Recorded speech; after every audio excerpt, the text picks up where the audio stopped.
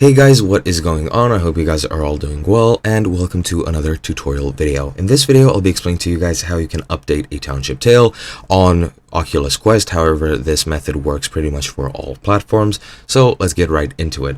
Now, a Township tale is an upcoming multiplayer VR RPG game, survival game, and of course, as with any upcoming or early access games, a lot of updates happen in a short period of time.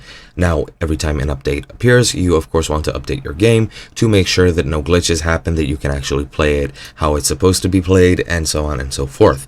Now, to update your game, this is done through the system settings of your system which you are using. You do not do anything through the game itself. However, once you're in your system, once you launch your game or before you launch your game, the game should upload or update by itself. If it doesn't, for example, on Oculus Quest, you will be notified if an update is available. For example, this person is having trouble with their updates and they cannot update their game for some reason, but when there is an update menu should come up. If it doesn't, it should request an update when you try to launch it, and a blue dot should be in the top right of the game icon. If it's not there, you can try reinstalling it and that should update it as well.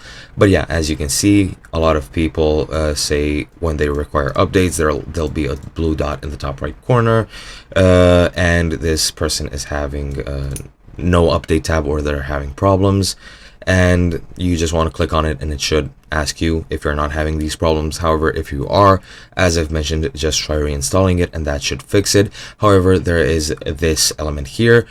Sometimes it takes a day or two for an update to roll out to all users of the Oculus Quest, and there is pretty much no fix for this. Either wait or reinstall or do anything that I've mentioned here and you should be good to go. And that's pretty much it. I hope you guys enjoyed, and I'll be seeing you guys in another video.